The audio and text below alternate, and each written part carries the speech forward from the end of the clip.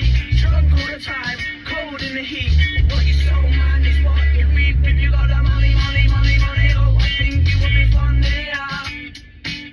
Take your girl, spend a bit of your cash for me.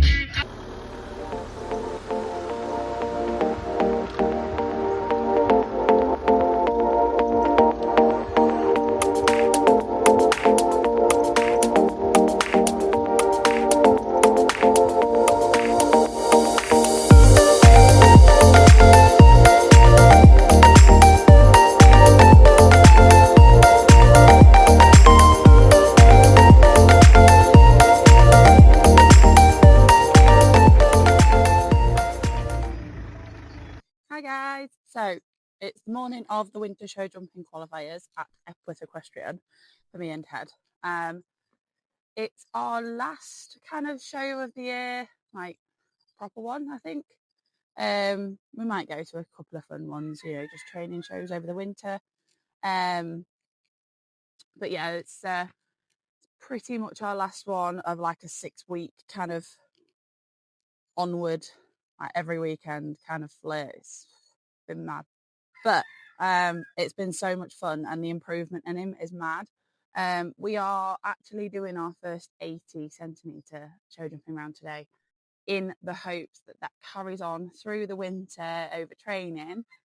And yeah, hopefully we'll be able to get to some BE80s next year. We did pop 90. Don't know if I'll be able to figure out the video editing to get the picture in or the video in now. But we did pop a 90 the other night, and he, you know, he feels better over the bigger fences. He feels like he respects them more. So yeah, I think we're gonna give that a go.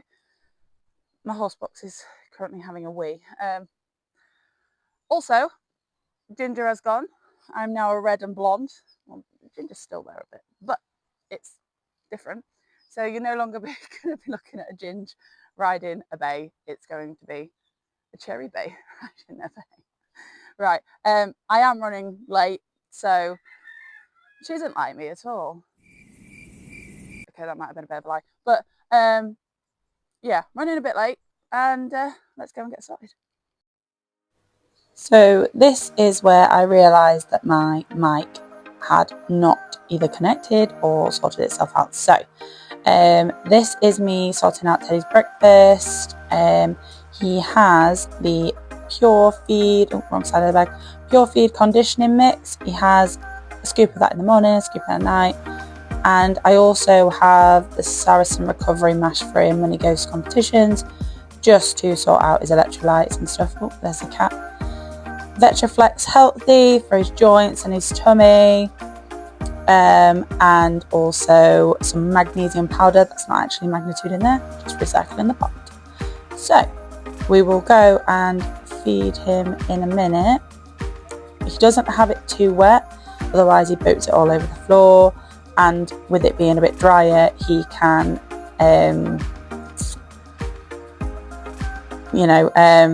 sort out his chewing, so he's chewing more, so then that creates more saliva, so then that neutralises the stomach acid.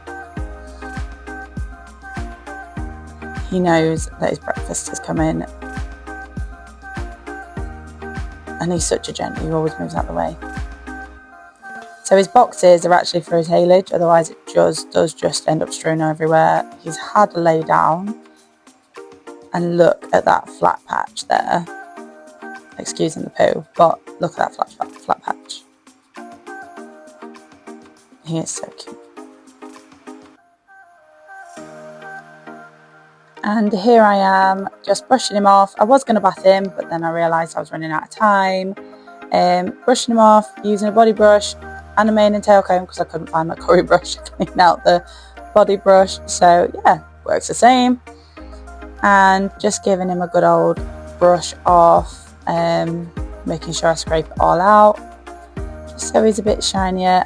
I was very, very like torn whether to clip, but he on his shoulders he had like not a lot, but on his bum and his belly he has quite a lot, so I'm like, I don't know whether to clip yet, but now he's got a bit of time off, I'm leaving him to fluff up a little bit and then I'll clip it all off. As you can see, my mic is on there if you can see the green light, but I just don't know what happened. Excuse his dancing. He hears the box come out of the gate behind his stable and he ends up dancing around. He gets really, really excited and knows what's happening. So he has a little bit of a dancey dance in the morning. And also, please excuse the waterproof trousers that I have on. I've had those trousers for about 3 years and they have been an absolute godsend. They're not actually equestrian, they're from Ping, the golf company, and they have been the best thing. I don't feel like a boil in a bag. Whenever I take them off, I feel dry underneath rather than damp because they're breathable. They are so, so good. I couldn't honestly fault them. Oh, isn't he cute? Look at him. Look at that little face.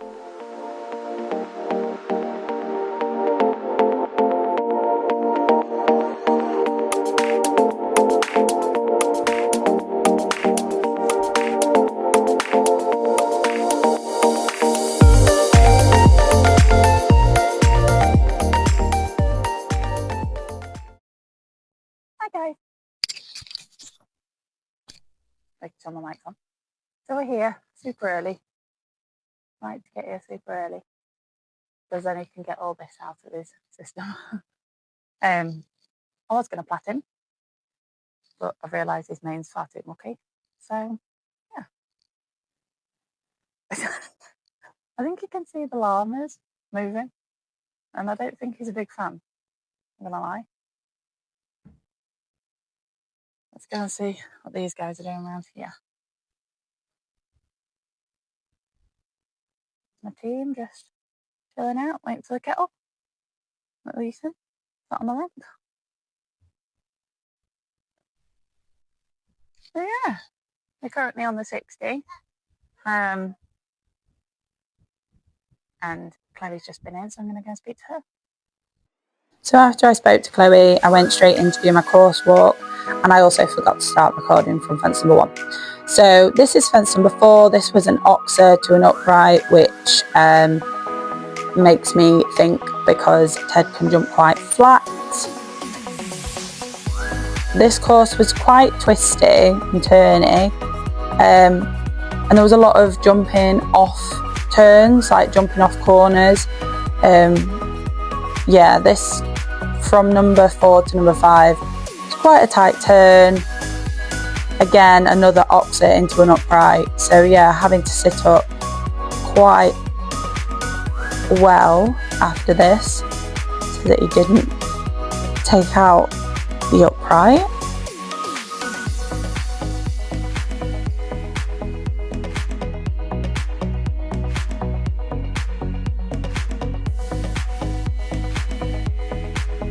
I think that was a 2 stride. And then it was almost like a handbrake turn to number 6, which was also an upright. Uprights, I don't mind them, but as I said, Ted jumped really flat, so I find them quite hard work with him to try and get him to sit up and actually get his legs out of the way and just not jump flat across them. And then another tight turn to number 7, which this one was an upright to an oxer. So keeping him coiled around the corner, I found this one quite easy. Coiled around the corner, and then you can kind of let him loose a little bit to travel over the oxer. Obviously not too much, otherwise it takes the front bars out.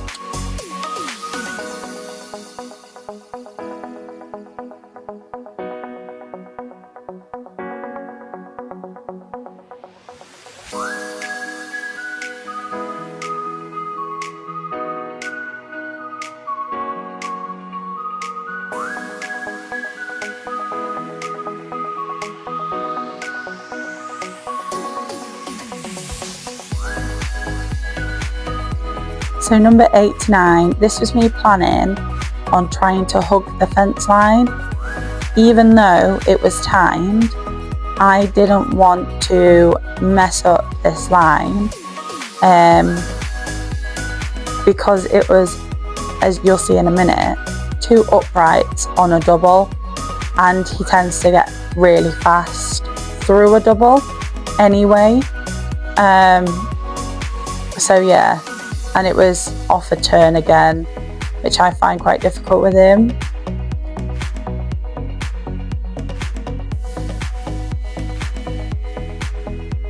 No, this was a 2 stride. Number 5 was a 1 stride, I think.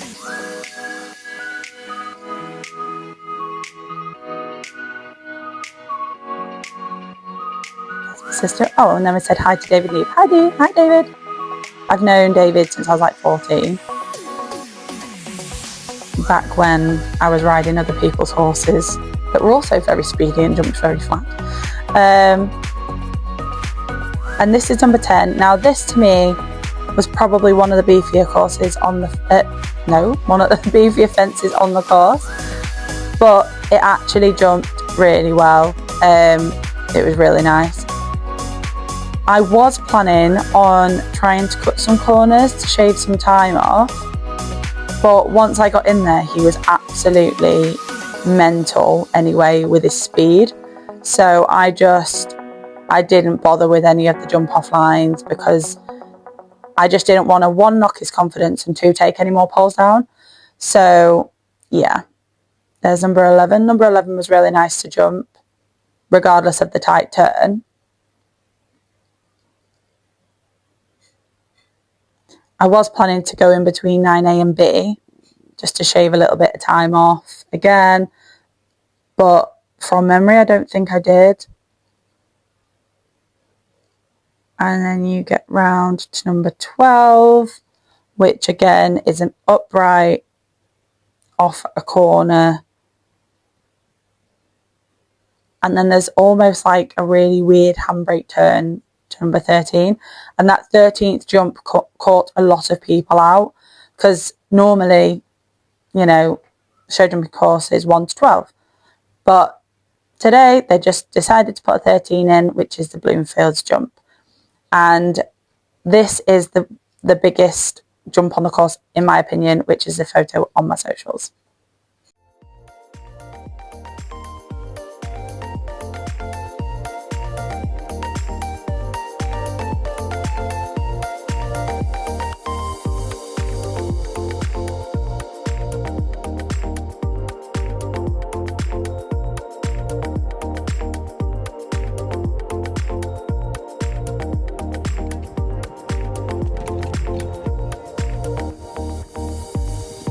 So this is my 70 round. On a whole, he felt really speedy and tense through it.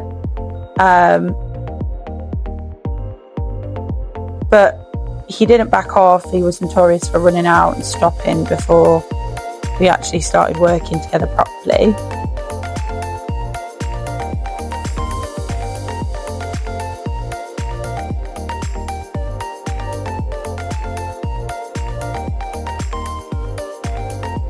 Gave him a tap over that because I just felt like he was unnecessarily tapping the jumps, which I don't actually think worked because you'll see in a second. He gets too close to that one, takes the front bar off. But I think once he'd knocked one down, he was kind of like, okay, I'll pick my feet up a little bit better. And then over number 6. Number 7 to number 8, he got quite fast. So number 8 to number 9, I had to bring him back because I was just like, I'm struggling with you. Just wasn't listening. But then popped through that really nice. Popped over number 10, lovely. I completely abandoned my jump off lines because I was like, right, control over speed at this point.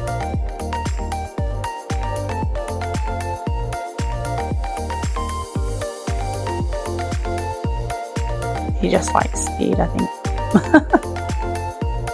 There we go. And then over to the last one, which I kind of had to fling him round the turn.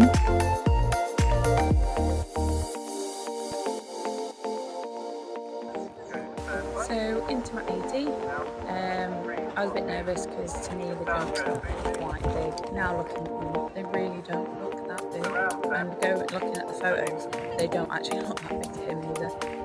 So we set off. Number 1 to 3 was a bit sticky. We were a bit, disjointed and things like that. So you'll see at number 3, he actually takes the top 2 forward paws out properly, and I was like, oh, save my baby over that one. And then I brought him back and I was like, we need to balance around this. So we went over number 5, which was really lovely. And as the course went on, we kind of got off flow. Number 6, we did knock a couple down, but this is his first 80. And I was really, really proud of how he went over the fences, and that little cute flying leg change there, that was really cute. I'm really happy with how he took that turn and through this devil of an upright double. Number 10, I think we took the front rail of number 11 down. Again, he was just getting too close, which must be, working over the winter to, get his distance before a fence better. Did take number 9 down. No, that's number 12 even. And then this one, I really felt like I had to ride to this one.